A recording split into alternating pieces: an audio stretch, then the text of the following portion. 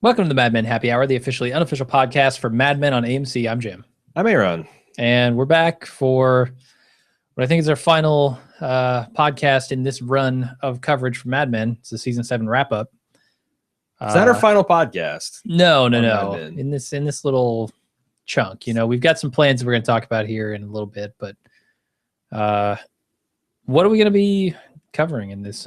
First of all, I want to get a little personal, a little sappy. Oh boy! I want to thank everybody that's listening to this. That's stayed tuned after all the main coverage is over. And Mad Men is one of our very first shows we covered on the fledgling Bald Move Empire, and it means a great deal to me. It easily could have been our first. If you've listened to our backstory, you know that we kind of want to do Mad Men.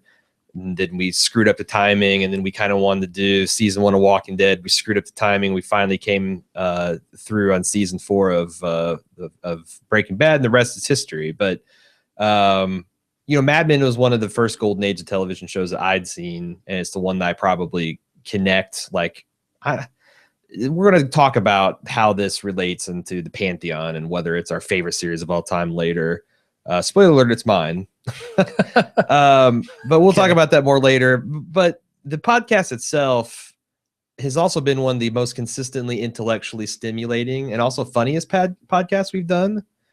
And that's kind of remarkable that we could go from these really airy discussions of philosophy about literature and cultural significance. And then we go almost slapstick humor with the Pete Pit and all that stuff in a single space of a single podcast, because that's what Mad Men could do as well. Yep. It could have Lane Price punching out Pete, and a few episodes later swinging from his door, and you got the highest of highs and lowest of lows, and nothing felt, I remember some of my favorite episodes of the X-Files are like the silly ones, like the pizza delivering vampires. But those always felt like it's something that's outside the X-Files main canon, the ghost story episode. Whereas Mad Men could do this, and it just all still felt like Mad Men, and that's really special. And it's something that I don't, Breaking Bad mixed humor and drama very well as well. But again, just the way it could go all over the map and still kind of feel of a whole, I thought was interesting, and it's really liberating to podcast a show like that. And we've had so many really smart and funny people too. I think about all the people who've written to us over the years, the advertisers, children of the 50s and 60s, had an escorts, gay men and women, comedians, professional artists, housewives, husbands, fathers, mothers, even people who work for McCann Erickson right now. It's just been a really amazing experience. And, we famously take out all of the quote unquote dick sucking, hey, love your podcast, blah, blah, blah. Yeah. But I want to comment, take this time to say, even though we cut it out just because, first of all, we don't have a lot of time, we have so much email to read already. And also it's just really awkward, and I'm kind of self-conscious to read people congratulating us all the time.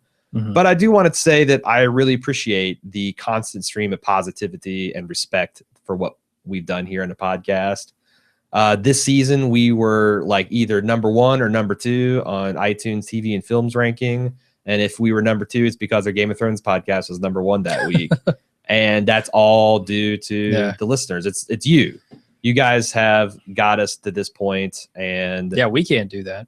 No, we tried on another podcast. It didn't work so well. You need listeners. You need people to support us. And I, again, thank you so much for all the kind words we've gotten this week. I was surprised. Usually, sometimes these wrap-up casts can be a little daunting to come up with content. Mm-hmm. 30, 40 pages of feedback.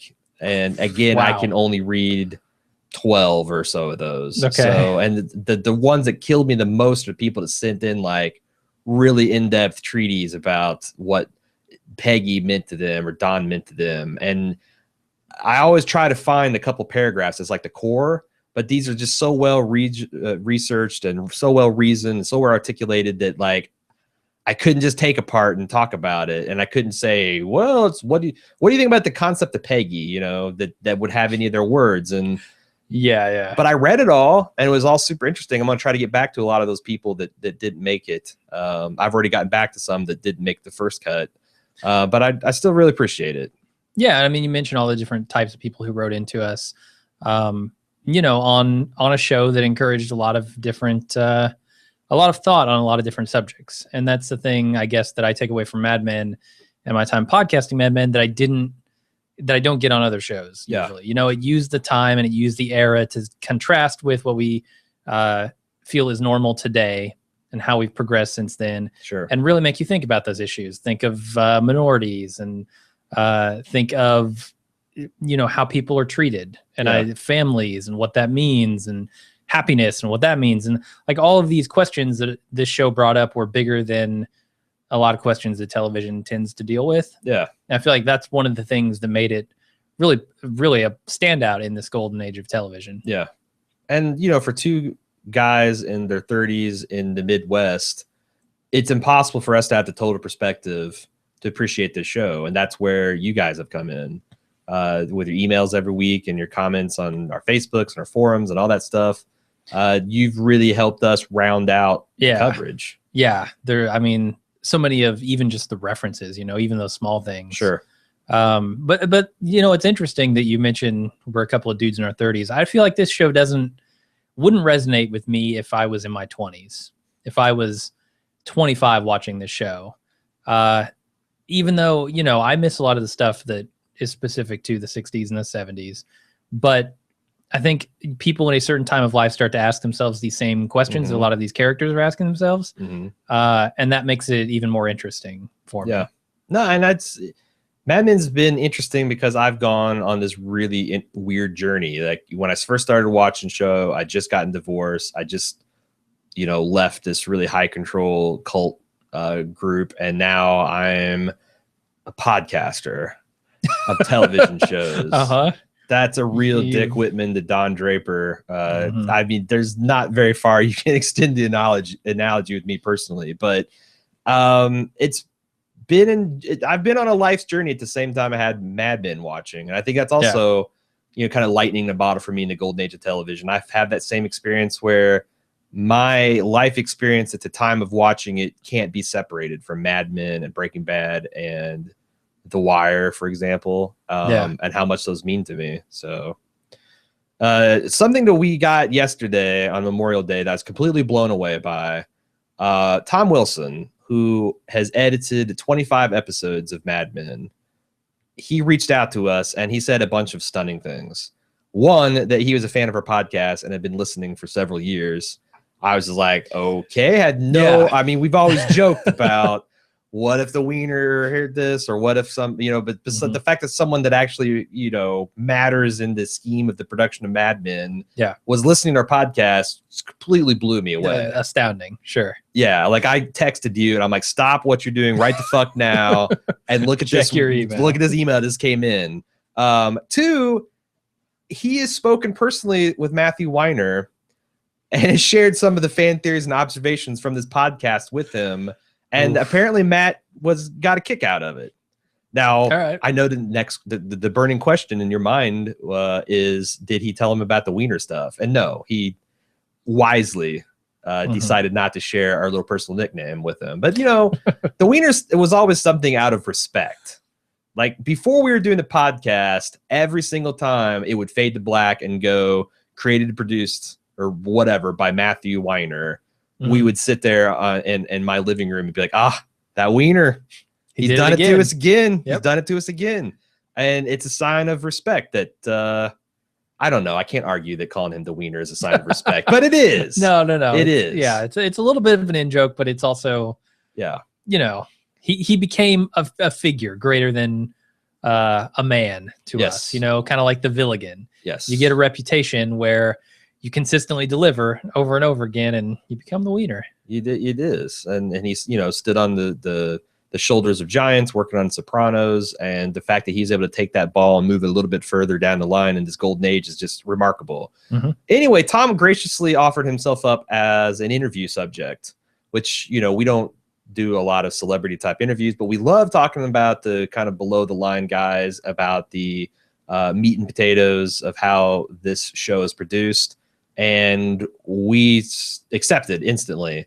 I don't know. He's a busy guy. I don't know if it's going to be this week. I don't know if it's going to be next week, but we're going to have a podcast out soon with an interview with him as soon as we get our schedule together. Now, if you'd like to think of questions that you'd like to ask him through us, send those in to madmen@baldmove.com.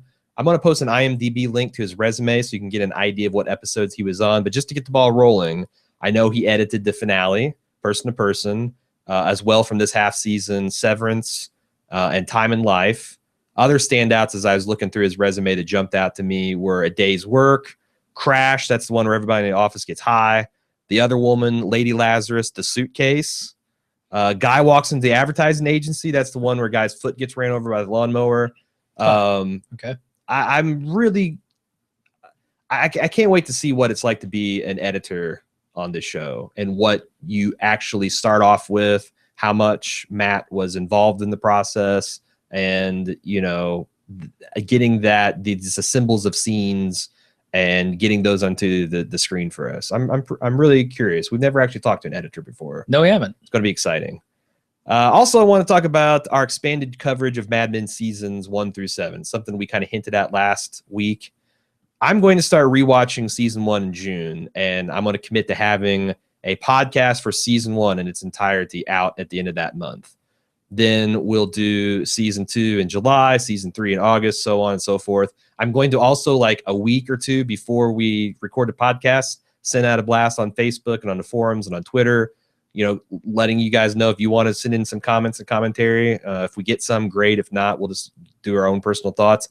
The one thing I want to do is, like, this has been bugging me, is to come up with like my definitive, which is my season is my favorite, which episode is my favorite. And the way I want to approach that is, like, I'm going to get done watching season 1. Season 1 is my favorite episode of Mad Men.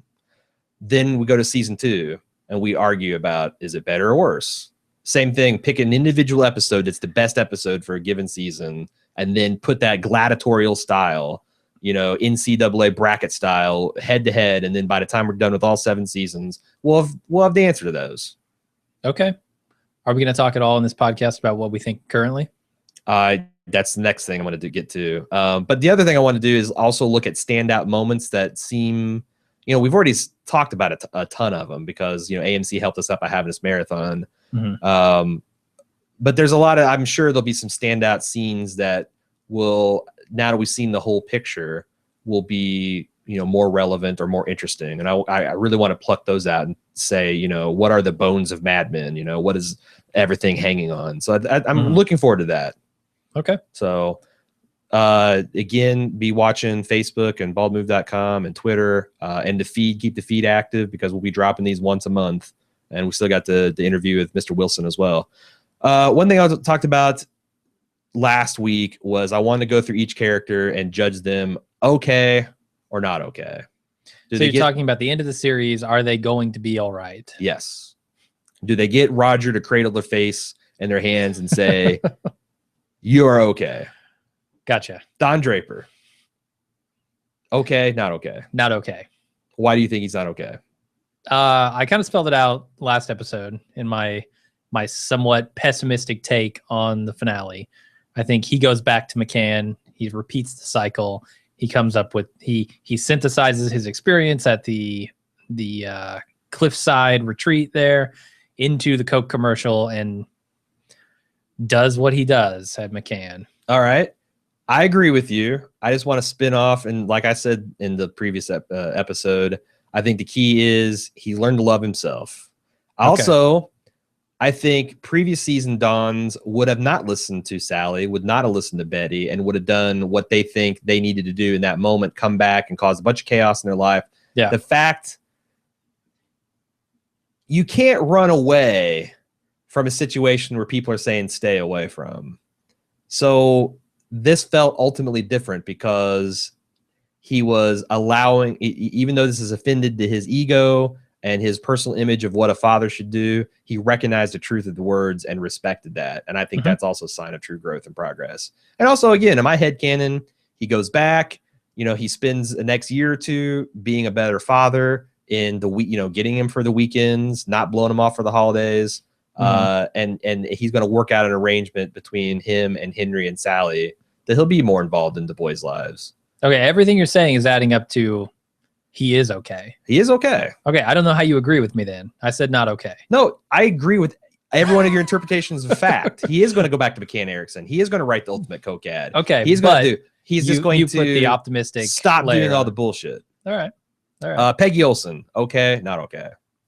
Peggy Olson, okay. I don't know if her and Stan are true blue forever and ever, but yes, she is I think going either to be way. fantastically successful by her own definition. And I think we got that. Like, when she laid out what she wants to accomplish in life and Don was shitting on him, she's like, fuck you. This is what I want to do. Yeah. And I think she can accomplish that. I mean, we have seen her being unhappy in her home life. And I think Stan could be the final piece to Peggy's puzzle of happiness. Yep. So I think okay. Pete Campbell, okay, not okay. Man. God damn it. He's okay. He's okay. I hate it, but he's okay. Yeah, that's right? the biggest shock. I feel like the last couple of episodes, they turned him so 180 that he might actually be okay. The last few episodes serve as a plausible moment of clarity. Yes. Like every person you meet that's been clean and sober for 20 years was a raging alcoholic or in the throes of drug addiction at one point in their life, True. doing crazy things to get to the next day. And you'd never, at that moment, you'd never say, oh yeah, this guy's going to get himself cleaned up and be, a model businessman, a husband, a father. But they sometimes do. Mm-hmm. And I feel like Pete had a moment of clarity where all those things were Don was saying about, appreciating what you have, and you don't make the same mistakes I did. And seeing this man that's, 10 plus years his senior make these mistakes, I think he finally realized what he needs to be happy. Yeah, and he had a run there where he was, like you said, emulating Don, and it was not working out for him at all. Yeah. I mean, he's not as smooth as Don. He's not as attractive as Don. And how much trouble can you get into in what is it, Wichita? Yeah. How much trouble can you get into Wichita? Not that much, right? There's not that many prostitutes willing to crown you king out there, I don't think. Probably not. Probably wrong. I'm sure there's plenty of prostitutes. They're all going to write in next week. Wait, next week? We don't have a show next week. Maybe? Yeah, I think he's okay. The Crash Tom's interview. There you go. All the whores of Wichita, they must be heard. Betty Francis. Well, not okay. I mean, long term, yeah, not okay. Short term, kind of okay, Yeah. In the few days that she has left. You know what? We've been watching True Detective because we're gearing up. And by the way, if you want a reason to stay with us, our summer schedule includes True Detective and Fear the Walking Dead. There's big contrast in styles and themes there. But we've been watching a lot of season 1 to get our season 1 coverage prepped. And Russ said something in, I think it's episode 3, his episode 2. He's like, after these many years, I know who I am. And there's a victory in that. And I feel like that applies to Betty too. Sure. It's too bad that it's literally at the end of the tunnel for her. Mm-hmm. But she knows what she is, and she knows who she is, and where she stands in the world, and what she wants out of it. And she'll be okay for 6 months, and then she'll die. We didn't really discuss this during the last podcast, but do you think that Betty's sudden diagnosis has that similar effect on Don? That Don realizes, hey, there's an end to all this, and I need to figure this stuff out. I think so, because that's, it also ties in with his kind of gut punch with the Rachel deal. I mean, all these women that he's been involved with dying of cancer before their time. I do think that's one of the reasons that I can say that with fair confidence that I think Don will be okay.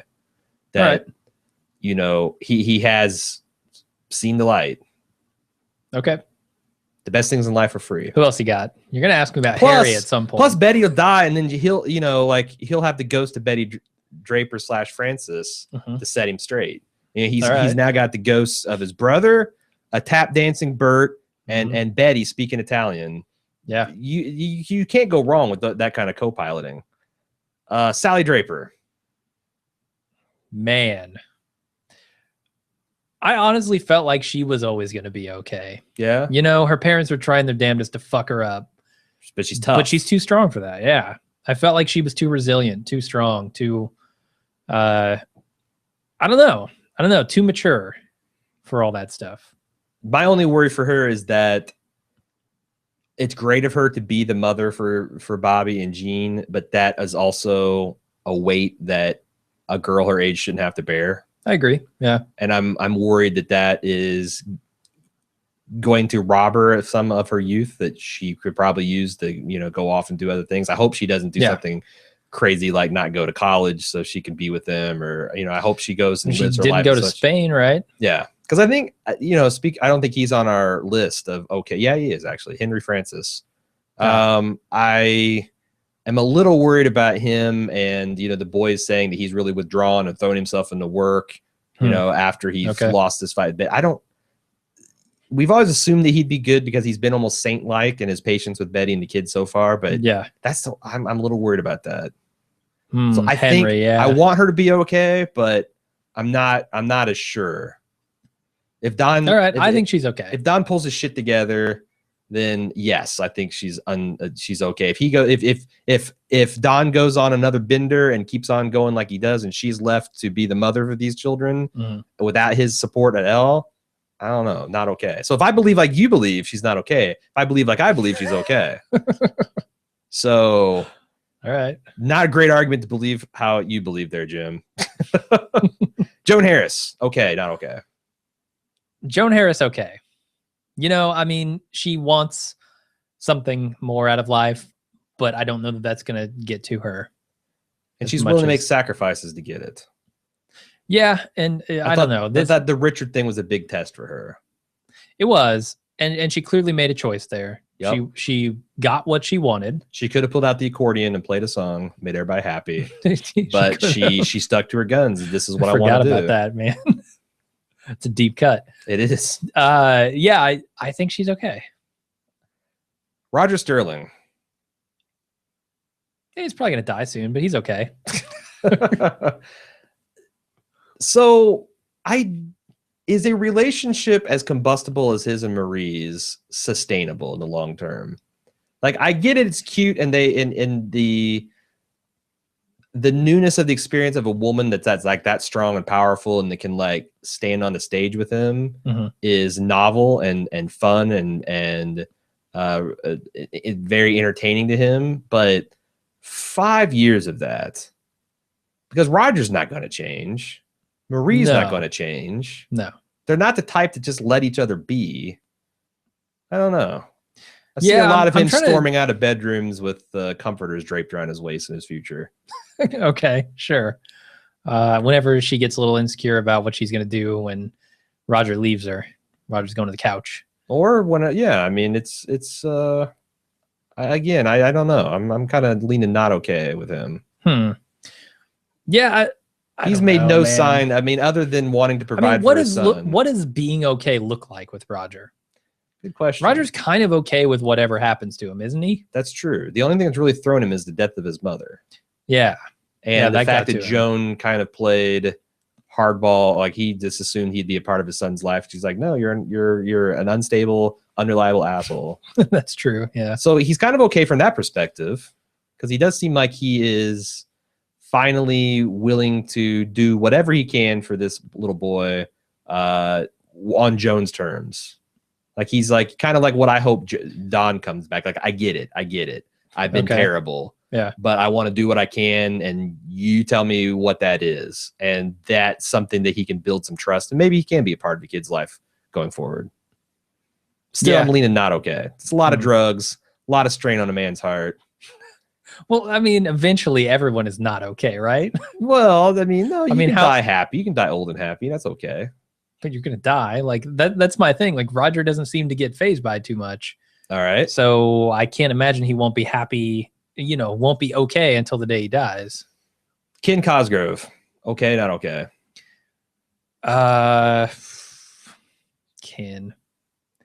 Ken.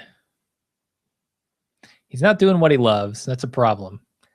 I think he fails the Joan Harris test. He was given the opportunity to do what he loved or to act out of some petty, spiteful impulse. And look at the type of guy he is in the last scenes we've seen him do not seem like a happy guy. He seems like he's rushed. He's like ultra competitive and that. I mean, maybe he really enjoys and thrives on that, but I gotta think that a man with two eyes writing novels would have been happier than the guy who got his eye blown out by the car execs, and now he's not going to write. I think you're right. I think not okay for Ken, which is a bummer because he seems like a good dude. Well, he turned into a good dude, yeah. But he turned his back on it. Sure. Harry Crane. Not okay. There's no world in which Harry Crane is okay. His arteries are clogging in that as he was plowing into the cookies. Oh, they are. They are. He doesn't make it down the elevator. Well, no, the elevator goes out. He doesn't make it down the stairs. Yeah, not okay. Stan Rizzo. Yeah. Okay, not okay. Stan's okay. Stan's always okay, man. Stan is okay. He's good in every hood. He's cool in every room. Just give him a joint and he is okay. He's going to be fine. Like Peggy could break his heart. He'll eventually be okay. Yep. He's I can define him by his okayness. Megan, formerly Draper. I don't know if she goes back to Calvé or what. Oh man, I'm gonna say not okay. I mean, she's got $1 million, but her acting career is kind of fizzled. Yeah, she went a little crazy. And then this career is brutal to women, man. Like I've been watching a lot of Amy Schumer of late, and they had this funny skit where Julie Louis-Dreyfus was celebrating her last fuckable day. If you're not discovered to have a breakout in, like there's only so many Carrie Coons in the world where it's like you're kind of come out of nowhere in your 30s and take over the world. And Megan's back in the 70s, where that's even less true. I feel like she fucked up. Now Dawn had a big hand in that, but like she missed her boat, and she's still being kind of billed as this starlet. Like I'm not placing blame necessarily on her. I'm just saying she's not going to really be okay. Yeah, going forward. I mean, she does have $1 million to her name. Yeah, but I mean, if she really wants to act, and that's the thing that's going to make her happy, then I don't know that's going to happen for her. What do you think Roger made it seem like Megan was really okay with her and Roger hooking up. Yeah. If she is that okay and like kind of measured about it, then maybe she is okay. And again, she's got $1 million, so it's not like she has to act, or maybe she can be a painter, she can start a ballet studio, or she can be the high-strung artiste that she's wanted to be. I don't know. Maybe she'll hook up with Joan and get a movie made from her production company. Ooh. She could be the spokesman for Harris Holloway. Funded herself. There you go. Why not? We're going to talk about Henry Francis. Final one, Michael Ginsburg. No, not okay. You don't think there's some lithium in his future? There's some Lexapro. There's like the right amount of chemicals he can get back, because the man's a genius. And he's a good, he seems like a good guy when he's not talking crazy. Cutting his nipples monolith off. Stuff. Yeah. No, I don't think he's okay. Okay. I think you pump a bunch of lithium into his system and he just gets worse. All right. Dark. I kind of suspect. I mean, he's one nipple down. How okay can he be? Yeah. Rest of life, no nipples. Let's talk favorite season. This is a tough one because, it's something that you said to me when we were recording the last podcast, where I said, man, I don't know if it's dumb luck or what, but I've been dropping in and out of this Mad Men marathon as I've had time, and I've been working on other things. I turn on the background. Every single episode has been like an all-time great. And you're like, well, the luck would be if you spun the roulette wheel and you ended up with a shitty episode of Mad Men. Yeah, because there's so few of them. That is pretty impressive. I can't think of any bad episodes of Mad Men. I can't either. Not a single one. Like Breaking Bad, you know what I want to say. Episode 213 ABQ is a really bad episode for me, and it made me really angry and still kind of mad to this day. Season 5, The Wire, lots of stuff not to like in that. Mad Men, there's a couple episodes where I'm like, I'm not sure where he's building to this, But if it doesn't go anywhere, I'm going to be upset. And then it always went somewhere. There, maybe season 2. I remember Don wading off into the ocean, and I watched that, and I just thought, what the fuck? What the fuck? But I don't know if that was me 6 years ago. Going back, there's none of those episodes that I had a problem with. They were just kind of weird, and I wasn't sure what they were trying to tell me. And maybe, I don't know, all the Bobby Barrett stuff is really interesting and really good. So maybe even that one. I mean, if I think of seasons, that's certainly always going to be at the bottom of my list. But I don't know. I recall there being an episode very recently that we didn't like. I think it was the one that starts out with the fur coat and Don's looking at the woman, and we were just like, what the hell's going on here? Sure. At the end of it. So like I wouldn't give it to season 7 anyway. Yeah, no. Even if it didn't have that misstep in it. Yeah. Honestly, I think my favorite is probably season 5. That still had Lane Price around. That was culminated in the death of Lane Price and the Phantom, and we had Jaguar in the mix, and Pete Campbell was still Grimy Pete. He was more Grimy Pete than ever. Oh yeah. There was a fist fight between Lane and Pete. I mean, I liked Lane as a character a lot. Sure. And I would say that season 5 is probably my favorite, specifically because I can't really remember much of the series before that. Like I think we started covering it in season 4. Is that right? Might have been 5. Maybe it was 5. But everything before that I marathoned to get through, and it's been 4 or 5 years since I've seen it. So yeah, I always go to season 3 because I think it felt like a bounce back year. Like I was kind of like confused about what season 2 is all about and how it ended and what this means for Don. And it started, it's like, you shift from like Don being this awesome dude and like, oh my God. I mean, I remember that there's a Saturday Night Live skit about how like everybody wanted to be Don Draper. And then season 2, you started to question like, man, maybe Don is not got the world by the scruff, and he's not just leading it wherever he wants to go. But season 3 felt like a big bounce back, with culminating him stealing the firm from the Brits. And that I call it a heist. That whole heist arc was so, as you see it unfolding and you realize what's going on, and there's a lot of like crowning moments of awesome about Don's contract and Lane Price having to fire these guys. It is just really great and a very satisfying, almost Ocean's 11, very old school, cool way. Yeah, see, that's the way I feel about the Chrysanthemum and the Sword. Right. That particular episode where he steals the Honda contract from Teddy and his firm. I felt like it was very like Ocean's 11 type stuff. Because I don't remember season 3 at all. You do. So the other thing is, I feel like there's a very before Megan Draper, after Megan Draper divide for Mad Men. And my gut tells me that I'm going to prefer the stuff that came before Megan Draper to after. And in fact, like I really liked this last season, and this last finale was way more optimistic and hopeful than I ever thought we'd get. And I understand some people think it's crushing cynicism and despair. Oh yeah. But still, I kind of think, I wonder what Mad Men would be like if it ended at season 6. Season 6 ended with him taking his kids with to his the house, Hershey's speech, with the Hershey pitch, and then culminating and then taking him back to Hershey and showing him where his childhood whorehouse. Yeah. And the look that he shared between Sally and himself, Don, so great. So great. Yeah, and you could almost believe in a little bit of growth there too. And you could write any kind of finale. You could write any kind of future for those characters that you wanted to. Whereas everything, even though it is kind of ambiguous, we talked about, you could read it a lot of different ways. There's a lot of people's futures we absolutely know short term what's going to happen. Yeah, I think so. So I again, season 7 on balance, I think is really, really good, and I'm glad we got it. Yeah. But the final moment of season 6 is just so great. Such a great moment. I agree.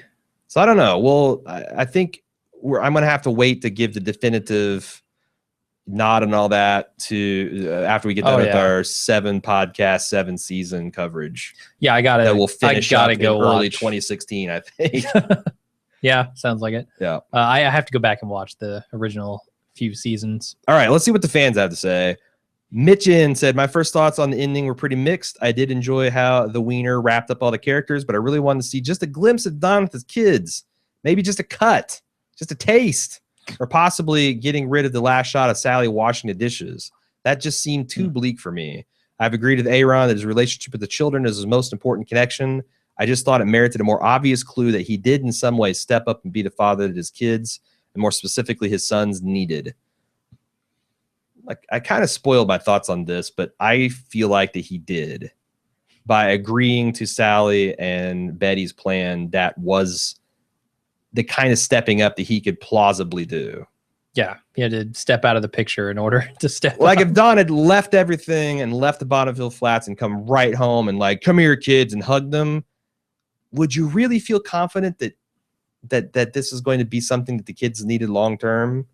Or is he going to take them out of a stable situation and then introduce his own boozing and debauch? I mean, it's, to me, that's almost more cynical than him being like, okay, I'm going to take the long. I have fucked up. Mm-hmm. I need to own my sins. I need to pay penance. Yeah, I mean, it hasn't worked out the times that Sally has been around him, staying at his apartment and such. Mm-hmm. She's seen some pretty horrible things. I don't know that it would be any happier in the future. This is a pretty uplifting one. Doug L. said a lot of emailers wrote in feeling bummed that Don would essentially turn his personal growth inward towards itself to co-opt the touchy-feely messaging and sink back into an advertising downward spiral. There is evidence, however, to suggest the end is not so bleak. One clue is in the history of the song itself. I'd like to teach the world to sing was indeed developed to sell Coke, but after the jingle became popular, it was re-recorded as a full-length song, and all the lyrics references to Coke were dropped. This version goes, I'd like to build a world a home and furnish it with love, grow apple trees and honeybees and snow white turtle doves. I'd like to teach the world to sing in perfect harmony. I'd like to hold it in my arms and keep it company. I like to see the world for once, all standing hand in hand, and hear them echo through the hills for peace throughout the land. I find that the lyrics about holding in my arms and keeping it company have particular significance to Don.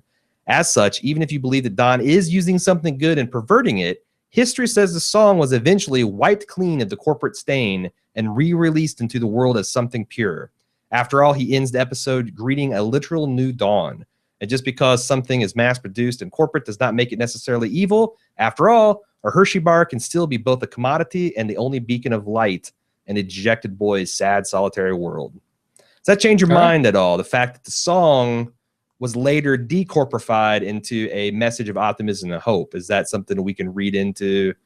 I mean, clearly, I'm not going to say you can't read into it. Matthew Weiner has spent a lot of time thinking about this end. Oh, yeah. And he's got to know all this stuff too, right? Yeah, you bet. I bet somebody else knows. His name's Tom Wilson. We can find out. We'll see. I see what they're willing to reveal. I think Matthew Weiner had this big curtain and there was like flames and green smoke and you could, you know, it's the great and all powerful Oz. Yeah, I wonder if there's some kind of. I'm probably going to ask Tom this, but I think I don't know that a lot of people who create these kinds of shows want people to have a definitive answer, and I think Matt Weiner falls into that group. I scoffed because I thought so too, and then he gave an interview, which we're going to talk about here in a bit. Oh, he did? That it was this thing, the one and only interview, where he kind of made it very definitive, his view of it. Which, all right, cool. I'm interested to hear that. Yeah, I'm not sure what I think about that. Doug also has another note. He says, as a side note, the Hilltop ad was filmed in Rome, Italy. Perhaps since Betty speaks Italian and she probably died around the time the commercial was actually being filmed, perhaps there's an implication that Don made this a subtle tribute to her. Think about that. This is for you, Birdie. I mean, I think I don't know. I think it's reaching, but that's cool. That's cool.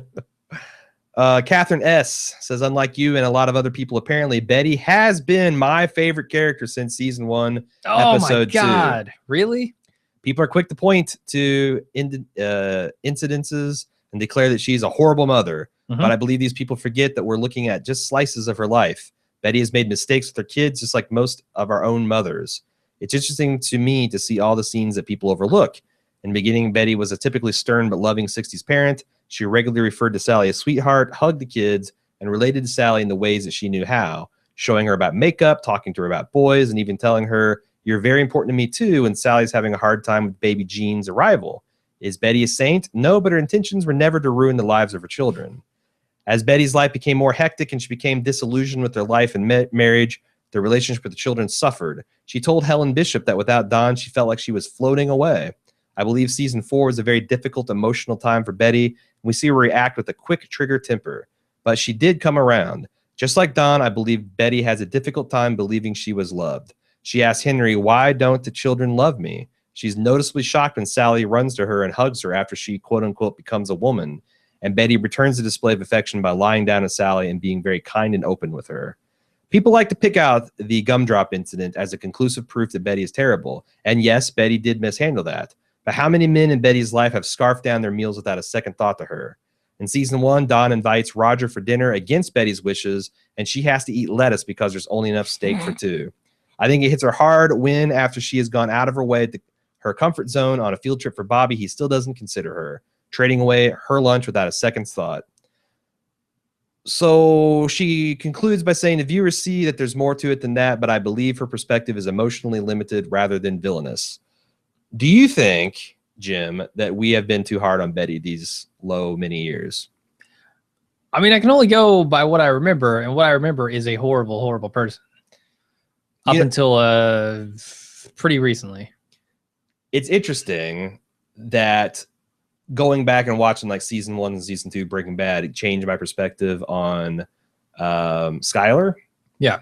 And I would say that Betty certainly was more fully redeemed by the end of this series. I'm very curious. It's one of my things I'm really looking forward to, is to go back and actually see, you know, in Skylar's case, I actually chalk it up to, like, I think the Villigan wanted us to hate her, and things were written, filmed from that perspective, making it very hard to sympathize with her. It could be the same thing with Betty, but I'm curious to see. You know, I'm going to be watching for eyes like, is January Jones good, and is Betty Draper a good character?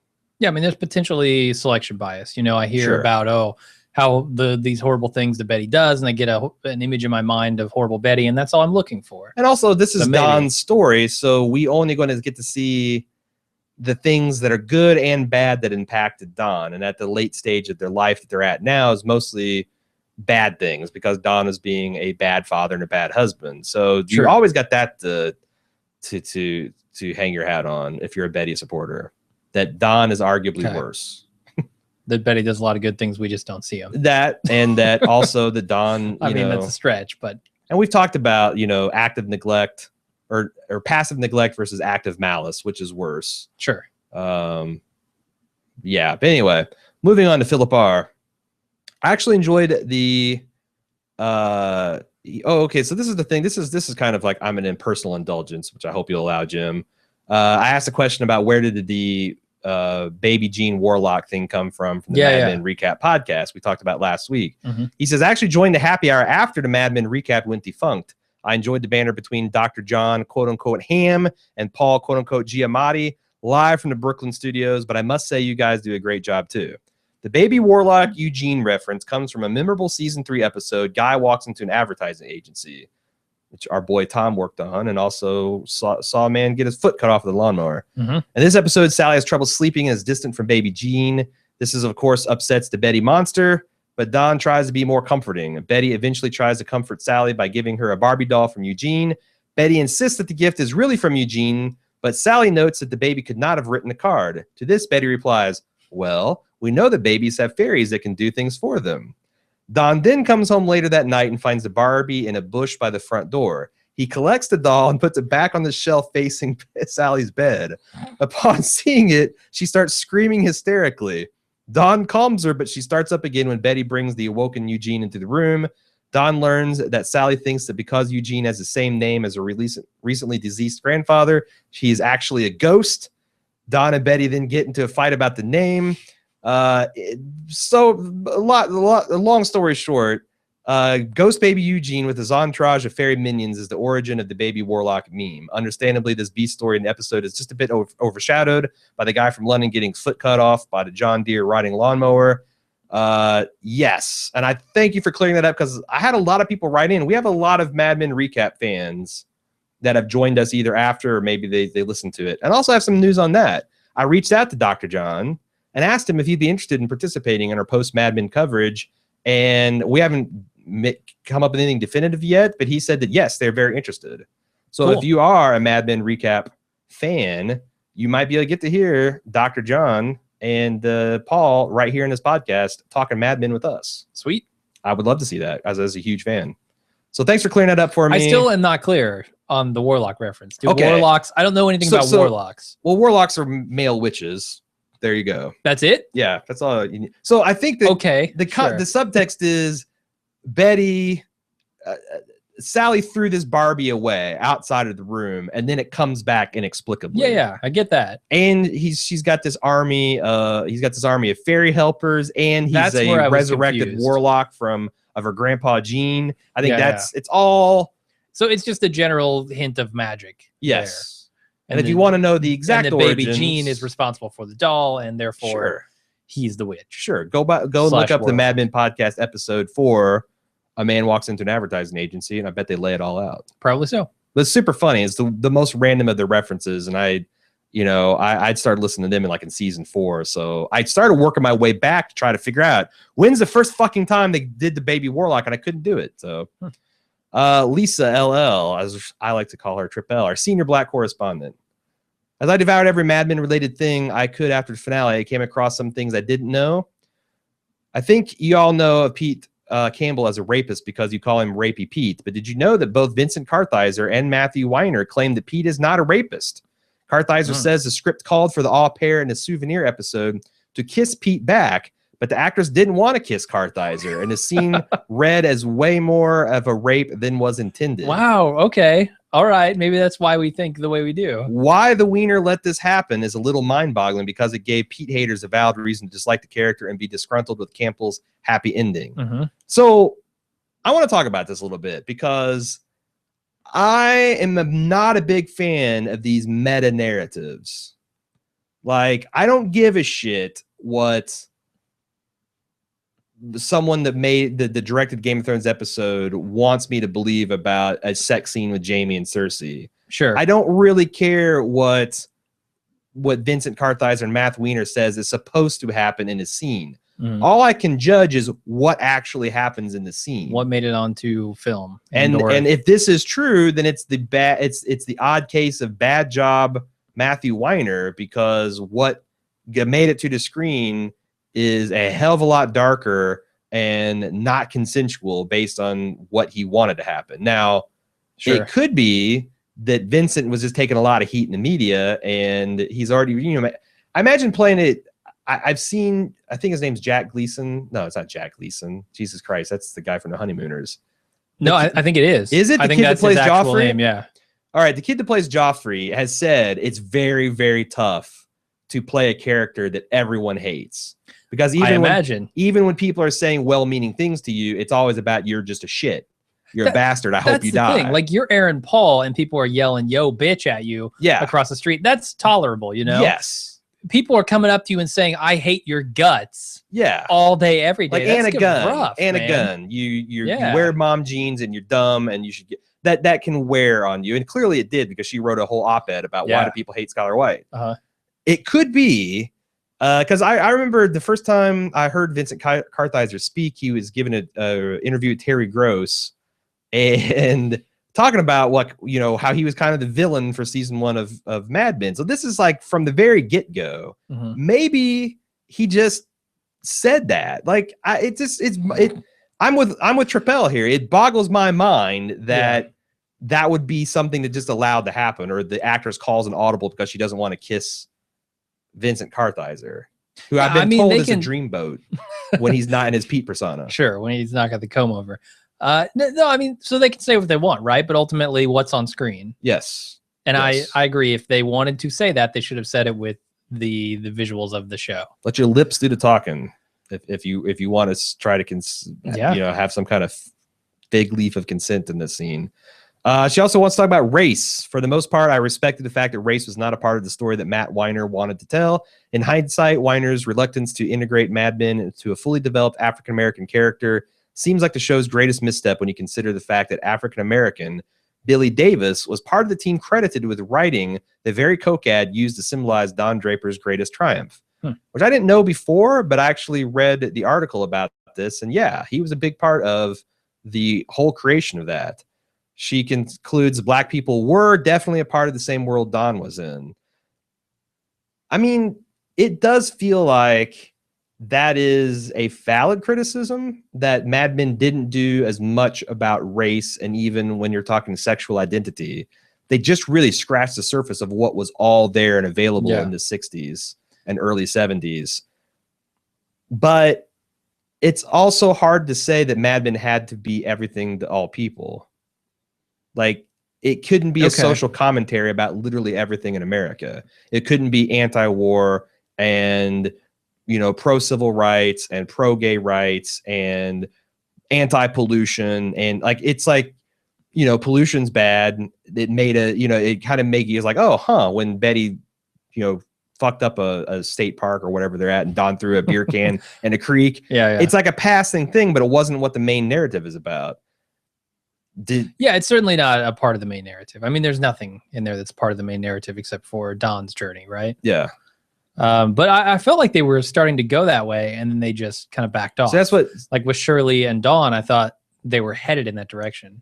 You and Lisa LL are on the exact same wavelength, because she continues that Weiner has said the characters of Betty and Joan were much smaller parts until she saw January Jones and Christina Hendricks and realized the character's full possibilities. I wish the Weiner had found the black actor who made him curious enough to explore race as he did feminism.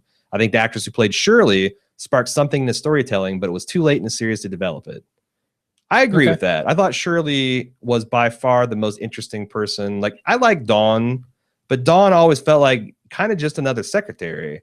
Yeah, she didn't feel like she had any real ambition or drive, whereas Shirley had like a fire to her. And Dawn didn't pop until we met Shirley. And that could be that you just need to have more than one person from a particular voice to bounce where, you know, like a support network of you sorts. have to give a context, because if she just goes into Don's office, Dawn does, and says, let me tell you about the struggles of being a black woman in the 60s, Don, he'd be like, get the fuck out of my office or go get me coffee. Whereas if you can see those two kind of, like, if there was not a Joan character, any other person in the secretary pool, what would we think about Peggy?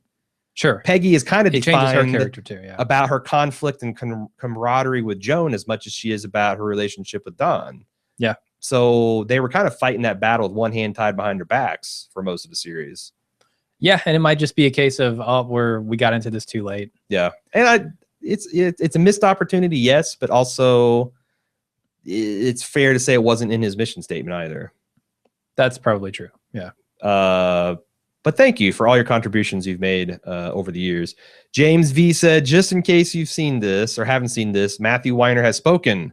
As far as who created the ad, Don or Peggy, Matthew Weiner says it was all done, and then he elaborates in this interview that he gave the day after the finale. He said, let's hear it. The idea that some enlightened state and not just a co-option might have created something that is very pure was an attractive way to end the series, Matthew Weiner said. To me, it's the best ad ever made, and it comes from a very good place.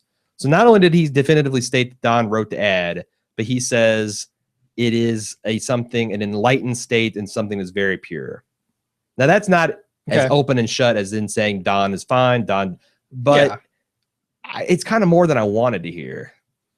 I guess. I mean, I knew that hug with the refrigerator man was honest and pure. It's just a matter of what you think Don's gonna do afterward.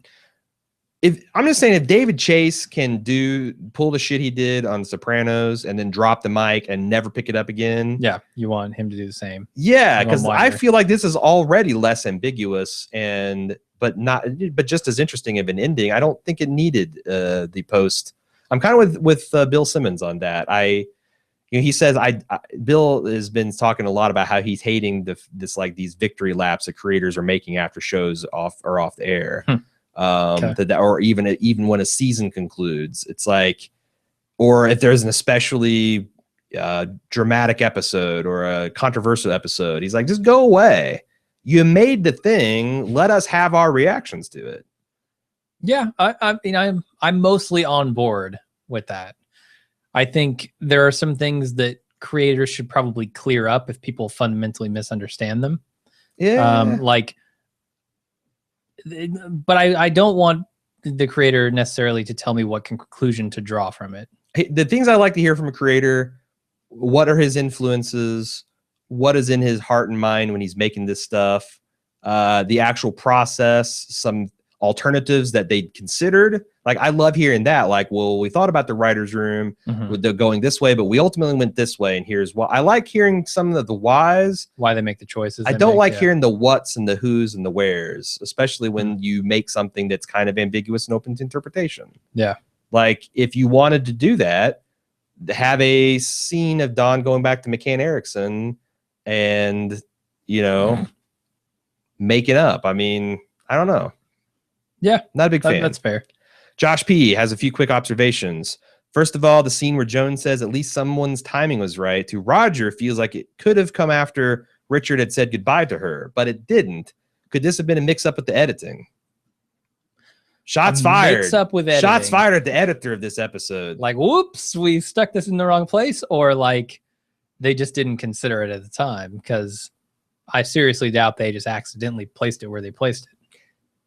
I think it was, I mean, I should just go without saying, and despite what Vincent Kartheiser says about Rapey Pete, it should go without saying that I don't think anything gets to our television without Matthew Weiner really thinking about it, right? Mm-hmm.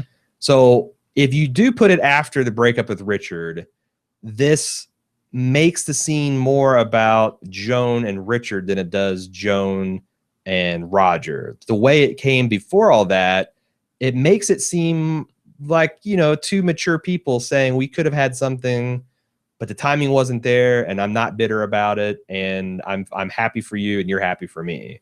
Putting it after the Richard breakup changes that chemistry of that scene, don't you think? Yeah, I think it definitely would. It sounds to me like you think it gives Roger a little bit happier of an ending with the placement it has. I don't know. It makes Joan feel like she sounds more regretful about Roger going with it post breakup than it does before. Yeah. So I don't know if it gives Roger a happier ending or not, but it also they come to Joan. some kind of terms there. Yeah. In that scene, and if you're saying, well, what's going through Joan's head is all about Richard, not about Roger, then it can't really, you can't have that moment between that pure moment between Roger and Joan. Yeah, I agree, because again, so it takes something away from Roger's side of the equation too. Yeah, it's harder for me to put my finger on that piece of the aspect. Well, it felt like that's what that scene was for, right? Not to say necessarily anything about Joan, other than like, yeah, they had this relationship, it didn't go where they wanted it to. Mm-hmm. But that scene is more, in my opinion, for Roger, because it's the last time we see him. You know, that's Roger's swan song. He's going out, leaving his stuff to his kid. And I think it diminishes it if Joan is thinking about another person at that point. Yeah. And we as an audience know that. I don't want to feel like Joan's pining after Richard, or feel like he's the one that got away. And that's if I really zero in on it. Changing it post Richard makes that line more rueful than wise. Right. Yeah. So anyway, that's the comment on that. He says, secondly, I love the visual of Don, a man who always runs away when he feels confused, trapped, or scared, being at a location where he's literally at the edge of a cliff on the other side of the country that he just drove across, and now he can't physically run anymore. He can swim. We've seen him swim. That's true.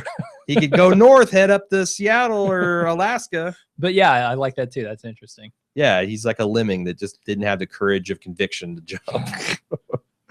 Finally, and I may be reading way too much in this. Why not? Why not? That's what we do here on the Happy Hour. But I feel that everyone's story in the end represents a part of Don's soul, or a point of his life where he faced the same decision in a relationship, but this time things end up for the best. For example, Pete chooses to reconcile with his wife and regain the life that Don once told him he was missing, as Don had done with Betty. Roger choosing to be with Marie represents Don choosing not to be Dr. Faye and instead marrying the much younger woman. Dr. Faye was a fellow professional who in many ways was on his level, and he didn't want the hang up of a family and kids. Sally, who's faced with a horrible situation, chooses to step up and deal with it responsibly instead of running away as Don would have done. I like that a lot. These are essentially alternate paths that Don could have taken in his life, which makes me think. So does that say anything about how happy these people are going to be? Yeah, if I look it through that lens, then I want to say that everyone mentioned is okay. That was my lens I was holding up. By the Okay. way. Yeah, I could see that. It's an interesting idea. I like it. All right. Mildly interesting, even. Louis R said, when you guys talked about the cactus and how their baby would be approximately 5 years old, either I heard it wrong or you guys added wrong. That baby was born early on in either 1960 or 61, if memory serves, making the boy at least 10 years old. Yeah, I fucked that up. Peggy had her kid at the end of season 1. That was 10 years ago in Showtime. I don't know what the hell I was thinking. I was all caught up in the whole cactus womb analogy. Yeah. And I just went with it, man. I just went with it. All right. You know, you make mistakes when you speak on something for hours at a time. You know, Off the cuff. or even 5 minutes. We've debated a lot about, are there teenagers watching Mad Men? You know, I seriously doubt it. well, Jesse K, an 18-year-old, would like to disagree with you. Why are you watching Mad Men? Does he or she say? Well, I don't know. Jesse is not a. It's spelled with a masculine spelling. All right. Well, so tell me why. Tell me why you watch Mad Men. In his own words, the show as a whole has had a massive effect on me. I've always enjoyed film and media, but it was Mad Men that first introduced me to the complexity and art of television and film and how powerful of an impact it can have. It's truly an example of how sometimes it's more about the journey than the destination. It's inspired me to take filmmaking classes in high school and to pursue a career in critiquing and or teaching about film. It is and probably will always be my favorite television show. I got to say, Jesse, you seem like a kind of dude that I would have loved to hang out with in high school. Yeah. And yeah. I'm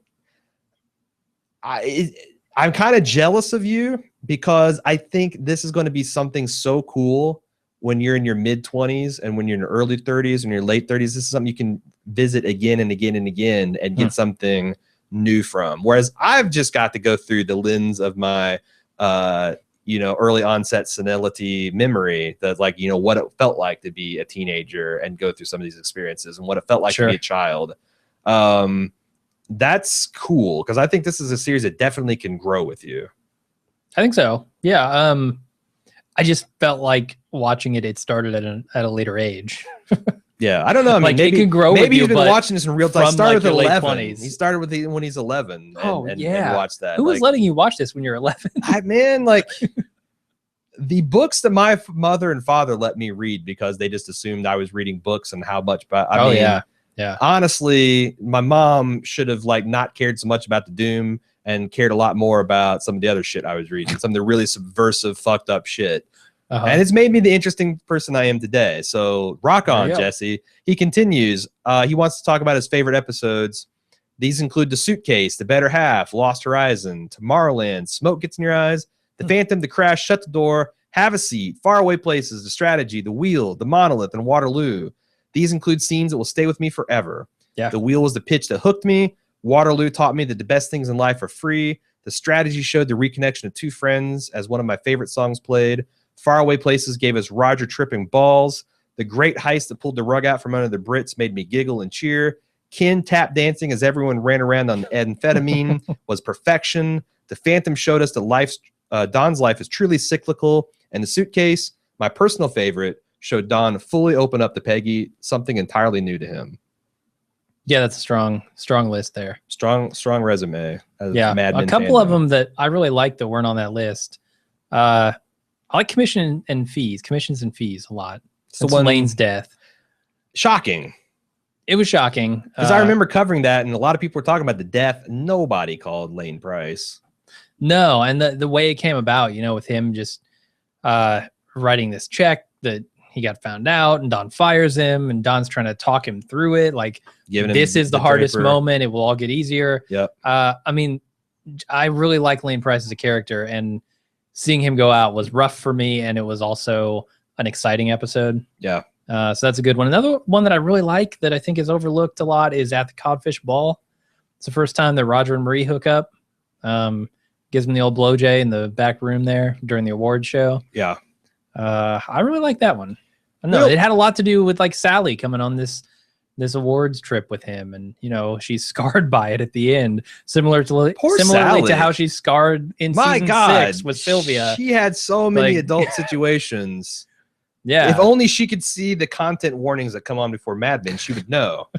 Oh shit, adult content. I'm just going to skip this episode. You know, one thing we talk about that the Lane Price moment. The one thing I really miss now that we're doing all this instant cast stuff, which is, you know, obviously really successful for us in terms of traffic and making fans happy on some of these other shows. I used to be able to watch in real time people on Facebook and like forums and stuff. And I miss going into the commercial breaks and doing that. Yep. I mean, like I said, I wouldn't go back because, again, like you look at the traffic numbers, our Game of Thrones instant cast, but I do miss it. I do miss it. It sucks. Yeah.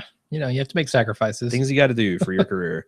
Bill from Houston said, rate the missed opportunity on a character by character status update basis. These are characters that didn't get a mention about their future. These are the ones we didn't say okay or not okay. Sal. Man, when's the last time we saw Sal? The last time we saw Sal, he was checking in with his wife from a payphone in Central Park and about to go and get some rando in a bush.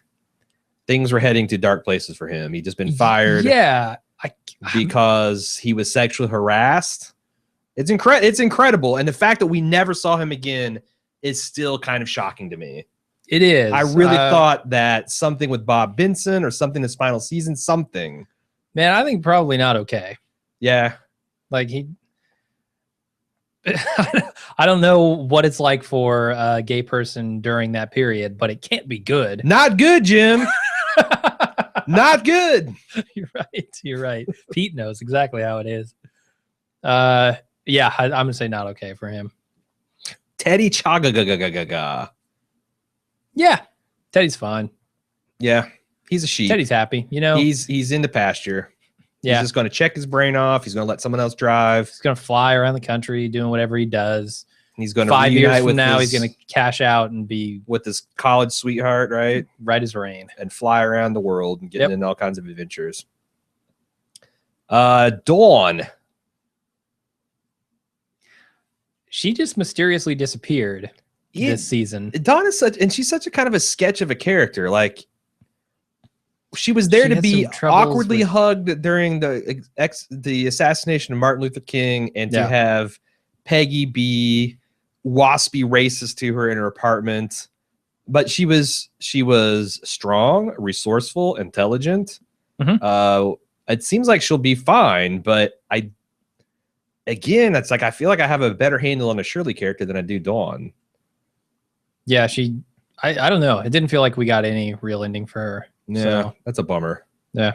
Freddie Rumsen. Does he stay clean and sober? Is he gone pissing his pants? He's gonna keep drinking. He's gonna keep pissing. No, he stopped all that. No. He stopped all that. He got cleaned up. He stopped that. Like, Don was ghostwriting for him. Don stopped abusing women. Come on. I think Freddie'd be okay.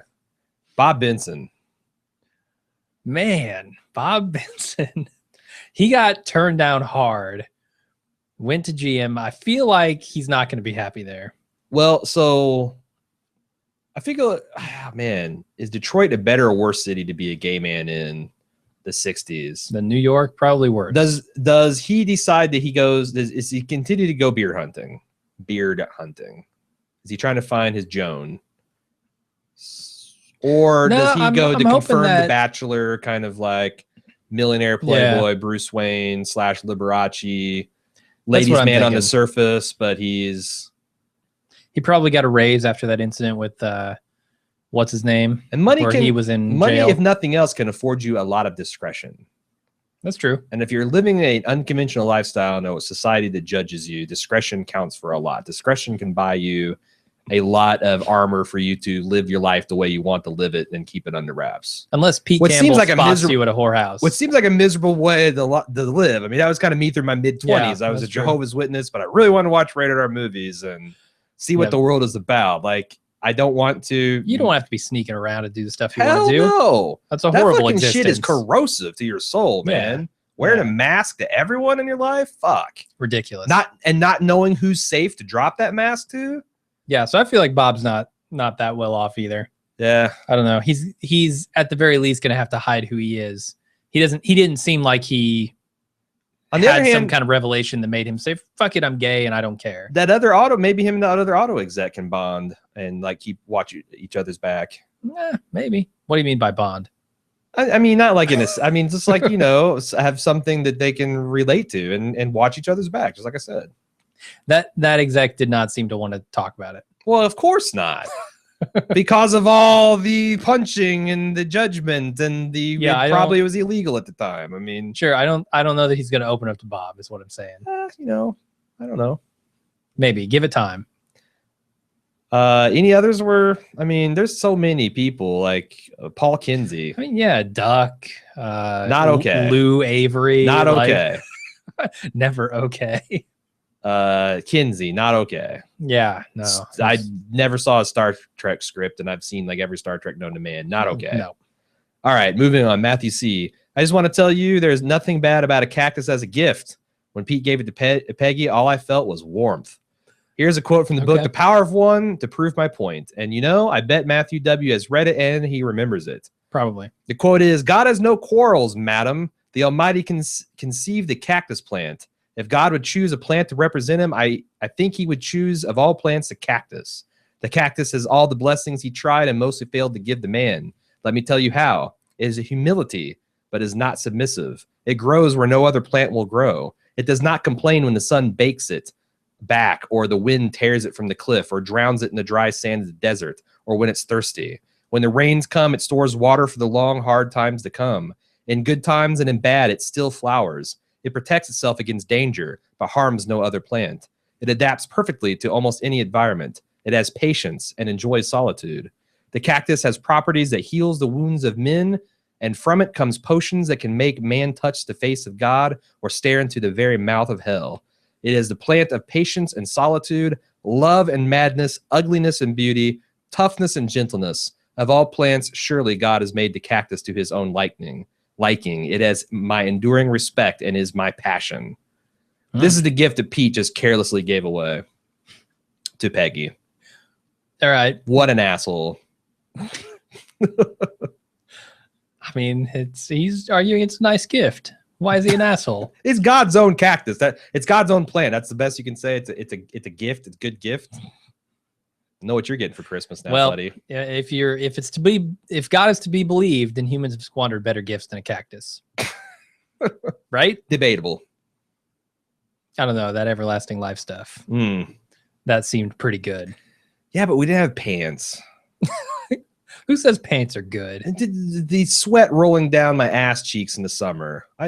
Maybe if I wasn't wearing pants, I wouldn't have that. Exactly. I think that would still, knowing me, it would still be sweaty. Just other people would see the. Well, really kind of need. Maybe we started sweating because of sin. I don't know, but that's what I imagine. Sure, it started stinking too. Yeah. Michael C. From my wife Denise C., who usually writes in before, but for some reason did not. You got her back, Michael. That's important. She's the only person I've seen who seemed to notice that in the last scene with Joan, she's not. Whoa. She is wearing pants. She did learn from Eve. She's got a suit instead of a dress. We cannot remember ever seeing Joan in pants before. In the pilot, Joan was telling Peggy to dress more sexy and show her ankles to be successful at the firm. Now Joan has learned and accepted that she does not need a man to make her whole. She, quote unquote, wears the pants and taken charge of her own future. To me, it seemed like a good representation of feminism. Joan was in a position where she could choose what she wanted. She wasn't forced into anything by her husband or societal pressures. That doesn't mean that she gets everything she wants, i.e. Richard, but the decision was hers to make. I like that. I do too. A subtle but profound change in the character. Way to go, Denise. Now, it could just be that she's at home and she can wear pants at home, but I mean, she's working out of her kitchen or her dining room. Are pants more comfortable? I don't know. I don't wear dresses, so I couldn't tell you, but I imagine no. I imagine the freeing nature of the dress, although she wears tight dresses. Millions of Scotsmen can't be wrong. You're right. There's got to be something to it. He also says, hands down, my favorite character is Pete. Even though I've seen it way too many times, I still laugh out loud when he enters the elevator. Bob Benson asks how he is, and Pete yells, "Not great, Bob." Also, his compliment to Peggy was my favorite moment in the show. That's the one in the last episode where he says people are going to brag about working with you one day. Right after the cactus. Yep. Right after he shrugs the gift from God that is the cactus. Pete's got so many great moments. Pete is a fantastic character. I feel like I have to argue this all the fucking time, but I love Pete as a character.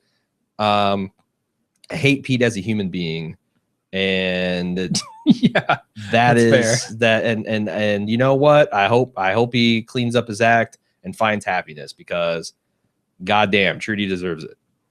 She is all that is woman. Should we move on? Yes, we should. Jasmine G says, I'm surprised at your predictions for what would happen to Peggy and Joan. You both seem worried about how Peggy would fare at McCann and hopeful for Joan's future. My reaction was the exact opposite. Peggy's shown us that what she can accomplish against great adversity in her career several times over in 7 seasons. The latest episode is no exception. When she realized she had lost an account, she immediately rectified the situation. She hasn't let McCann get to her yet, and judging by her attitude walking to the place and the way she handled that meeting, I don't think it will get her in the future. Plus, she has Stan by her side. Stan's right about this one. Peggy will be successful at whatever she decides to do. Joan, on the other hand, a little worried about Joan. Yes, she started her own company, and it's all very exciting, but Joan has often crumbled in the face of her overt sexism that she faces. Even her triumphant moment at McCann was a half crumble. I don't imagine her new business will bring her any shortage of sexism, and she hasn't shown to have much business acumen either. I'm not sure I agree with that one point. She's been the office manager, and she's definitely handled clients and accounts before. So I don't know at that point. Yeah, I mean, but the other stuff, Well, the other stuff I do mostly agree with. All right. Also, going to Peggy for partnership just reeks of bad instinct. It sounds exciting, but those two are hardly ever on the best of terms. They have conflicting personalities, and Joan should know that. Just look at who she's actually going into business with. Joan has no experience writing, and it appears that her teenage babysitter is her only employee. It also appears that she will be in close proximity to her mother from now on, which doesn't really bode well either. I'm sure that they love each other, but Joan and her mother have never been best buds. In short, Joan's going into business she doesn't know at all, with little or no staff and poor business instincts. Also entirely possible she ends up doing more coke.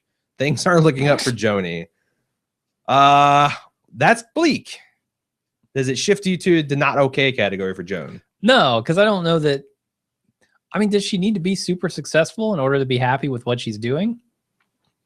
Like, yeah, maybe she doesn't get a bunch of movies made. Maybe her company doesn't really go anywhere, but is that going to make her unhappy? She does have $500,000 too. Yeah.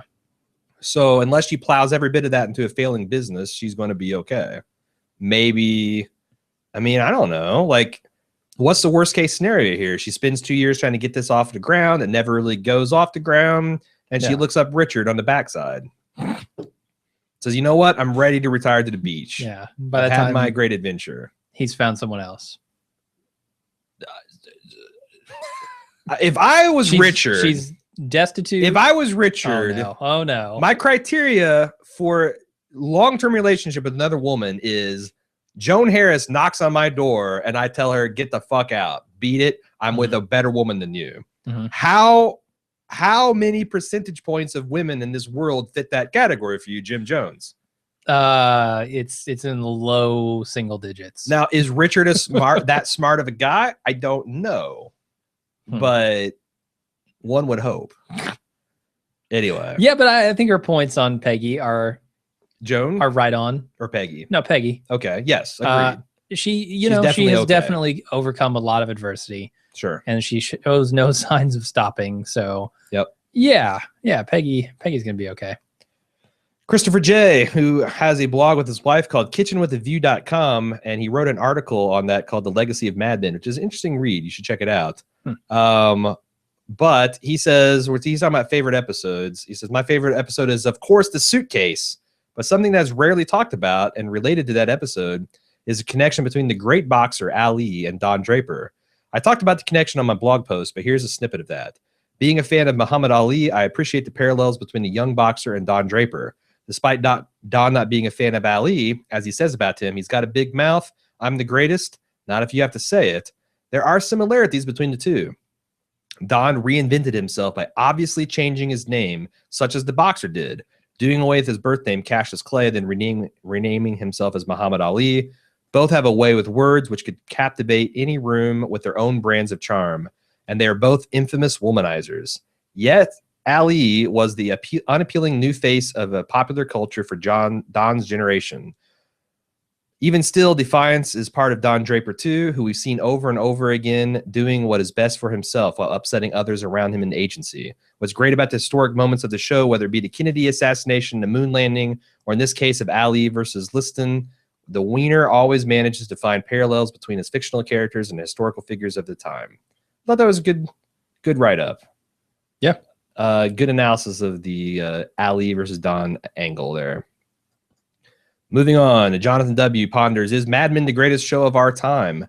Well, it's the only thing on TV which can show you a hot poolside babe, have you squint at your screen, not to admire her body, but to try to catch the title of the book she's reading.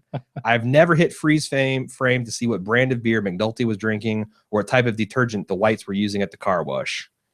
This is all true.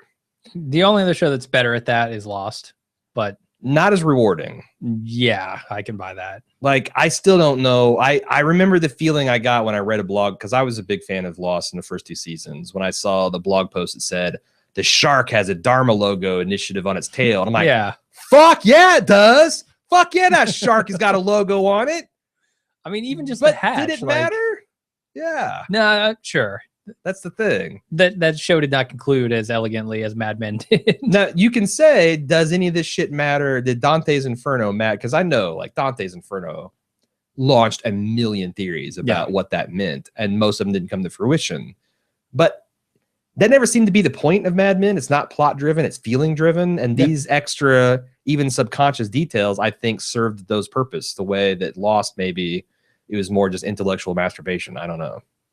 Yeah, what you just said is going to factor into my determination of where this falls in the pantheon of golden age television. Oh, really? Yeah.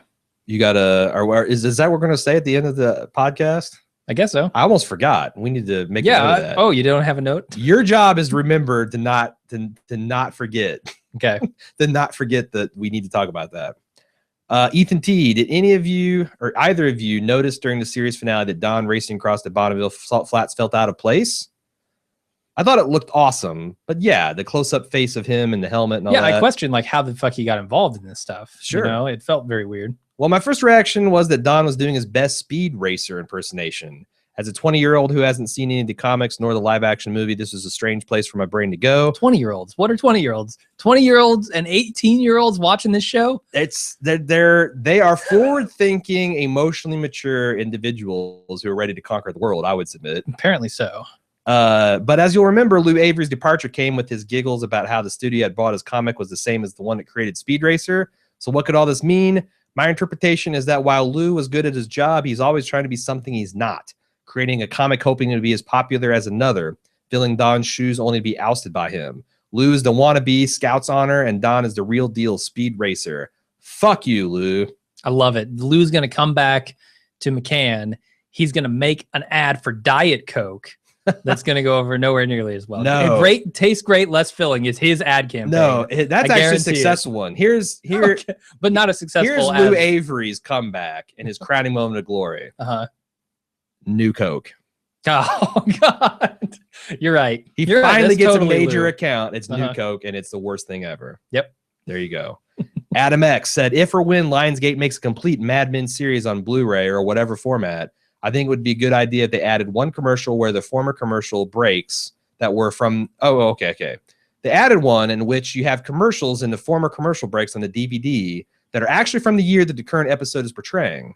Since it's a big part of the show is about American advertising, I think that would add to the fun, ambience, and nostalgia of the show. Not only should they show commercials that were popular and award-winning at the time, but ones that would be deemed politically incorrect in our day and age. Like my favorite politically incorrect commercial, the Flintstones for Winston cigarettes, which he actually includes a YouTube link to. Yeah. I've seen that one. That's a brilliant idea. Yeah, I love that. Like maybe not the full like 3-4 commercials, but one commercial in each break, and it's an optional thing that you can select from the menu. That would be tits. I agree. That'd also be a shit ton of work for some poor intern to do. Yeah, I mean you got to get rights to all those things, and it's gonna be a pain. That also, although it'd probably be easy to get the rights to the ads like the Coke commercial, less so to get something that's personally embarrassing to a brand. Yeah, I mean, politically incorrect stuff might be tough. I mean, just tracking down the people who own this stuff at this point might be difficult. Well, if the company, I don't know if the companies, I don't know how the like a intellectual Lucky Strike property- commercial. Is Lucky Strike still around? Are they still a company? They get bought out. I don't know. Yeah, so that's the kind of stuff you'd have to go do research exactly before you can even pay. But it's a fantastic idea. It Adam. is. I love it. Joseph V said, I was wondering if the Bald Move Network is interested in starting a Kickstarter for a Mad Men spinoff called King Lear. It will go through the rise, the fall, and the rise again of Peter Dykeman Campbell as the Learjet corporate titan. I love the name. I think it's a winner. I welcome all who want to partner up. All right. I, too, would love to see like a King Lear. I was joking with a listener through email today about like, when is Matthew Weiner the whiner? God, I've got my own jokes mixed up. When is Matthew Weiner going to crack and do advertising in the 80s? Like 10 years from now, he's bored. He's got these accolades. He's done successful movie projects, another successful television project. John Hamm's 10 years older. Elizabeth Moss, almost said Olsen, is 10 years older. All these people are 10 years older. Betty's dead. Mad Men: The Next Generation. Wait. January Jones is dead. Is that what you're saying? No, but Betty Okay. is. All right. Cool. Who says no to Mad Men: The Next Generation? I think if he's smart, Matt Weiner does. Honestly, like there's no faster way to get pigeonholed. I'm just saying 10 years from now, that's going to look like a really hot idea and everyone will age beautifully for it. We'll see. We'll see. You want to see Don looking like Don Johnson? I mean, I didn't say I don't want to see it. Okay. I think it'd be cool. Roger's probably dead too. That's kind of a bummer. Yeah. I don't know if he's got another 10 years in him. Yeah. Grimy Little Mitch also, writes, there would be a lot of ads that I would remember, which would be cool. There you go. Yeah, I am a child of the 80s. That would be freaking awesome. Yeah. Grimy Little Mitch said, I've always been fascinated by how Mad Men's song selections tied so well to the theme of the episodes. I was wondering if you guys had any songs from Mad Men that really stood out to you. I could list a bunch, but the ones that immediately come to mind for me are Both Sides Now by Judy Collins from In Care Of, where Don is showing his kids the house he grew up in. Roy Orbison's Shah da Broba from Shut the Door and Have a Seat, where Don calls Betty from the hotel where they're starting their agency, and he finally agrees to go along with her plan for the divorce. A couple other gems are Johnny Mathis's What I'll Do from Jet Set, Simon and Garfunkel's Bleecker Street from The Suitcase, and Bob Dylan's Don't Think Twice, It's All Right from the season 1 finale. I thought Joni Mitchell was the Both Sides Now one. That's the played at the end of 613 In Care Of, which I actually think is fantastic. That's probably my choice. There's something so bittersweet and sing-song and sad about it, and it goes so well with the looks Don and Sally were giving each other. That's my choice. Do you have any Not great really music selections? I know there were a bunch, but I just don't remember necessarily how they fit into the episodes. The few that I do remember, I mean, obviously there's the recent ones like Buddy Holly is in there, and I love that song. And then they had a Beatles song that was like kind of a watershed moment for the series. Where Which one was that? Tomorrow Never Knows. Right. Like they, from what I've read, they had to pay a lot of money for that. Yep, I remember that being controversial because the Beatles don't release their music for that kind of stuff. You know, for Apple commercials, yeah. For Mad Men, yes. For anything Steve else, Jobs money. Yeah, apparently Matthew Weiner money. So I definitely remember that one standing out. But that's about it. All right, maybe that's something else we can do. We can pick a song of the deck or a song of the year for each season of Mad Men too. Yeah, sounds cool. Well, bittersweet moment again is this is the last of the regular season coverage of Mad Men. We have another episode coming out with Tom Wilson and talking about editing Mad Men. That hopefully you guys will help us out and send that your comments and questions at madmen@baldmove.com. That'll be out in the next week or two. But I would like to encourage you guys, if you're big Mad Men fans, to keep subscribed to the feed and check out what we got in June, July, so forth as we do our season by season recap coverage. Not recap, retrospective coverage of that and how it fits in. I'm really excited to do that. I'm really excited to go back and revisit Mad Men. I hope you guys join us on that journey. If not, again, Bald Nope. Move keeps. No, What? Before we get out of here, man, you're trying to escape without answering this question. Oh, damn! I almost did it. Mad Men, where does it fit into the golden age of television, and how does it rank? It's my personal favorite. It goes Mad Men. Okay, that was spoiled at the very beginning of the cast. It goes Mad Men, The Wire, Breaking Bad for me. Wow. Okay. See, I'm still Breaking Bad at the top. Now, it's hard for me to differentiate between favorite and best. Sure. Like if you ask me what's the best, I kind of want to say The Wire. If you ask me what's the most important, I kind of want to say The Wire. But if you ask me straight up what my favorite show is, it's Mad Men.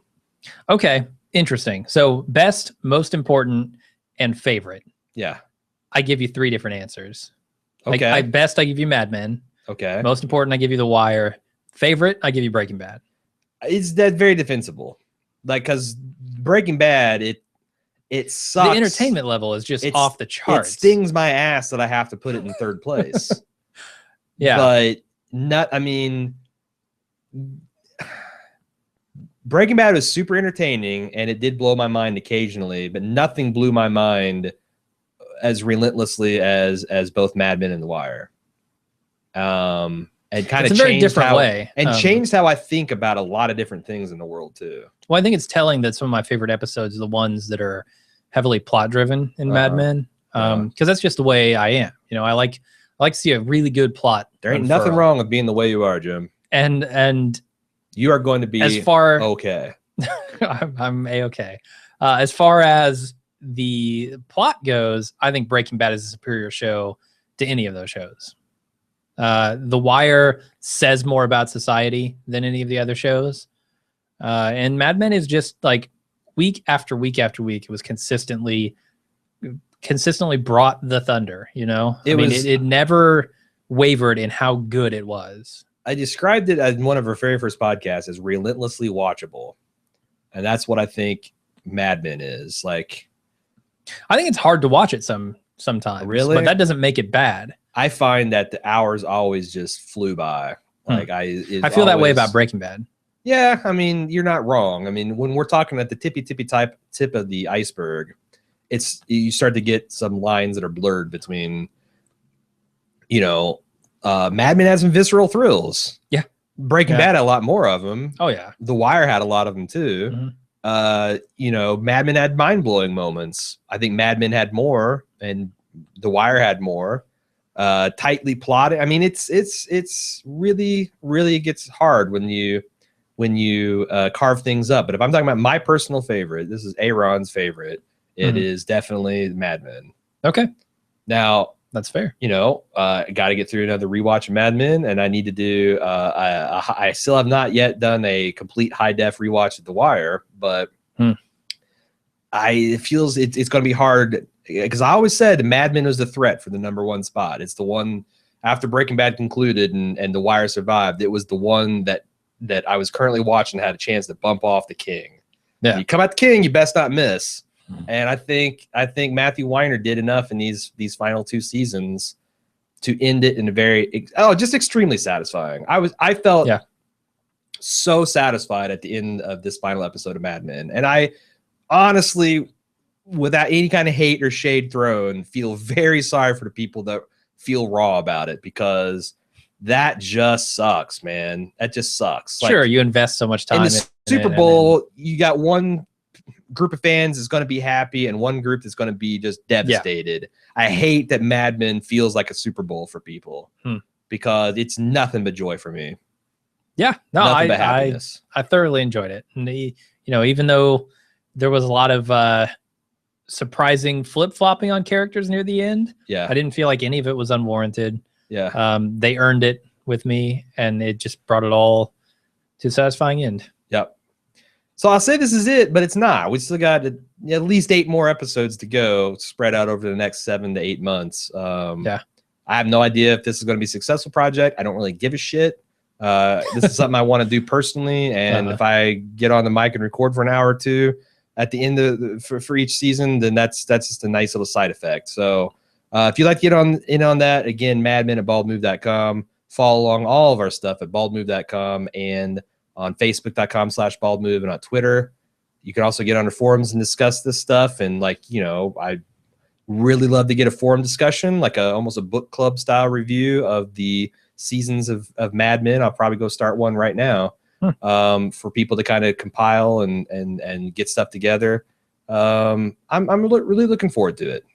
It's also another way for me to stave off saying goodbye to Mad Men. Yeah, I know. If I'm being brutally honest, that's a lot of this project. No, I can tell. Yeah. So there you go. All right. Well, thanks everybody for listening to not only this episode, but all of the episodes we've covered Mad Men in. Really appreciate all your support, and we'll be back in the future. Until then, I'm Jim. I'm Aaron. See you, everybody.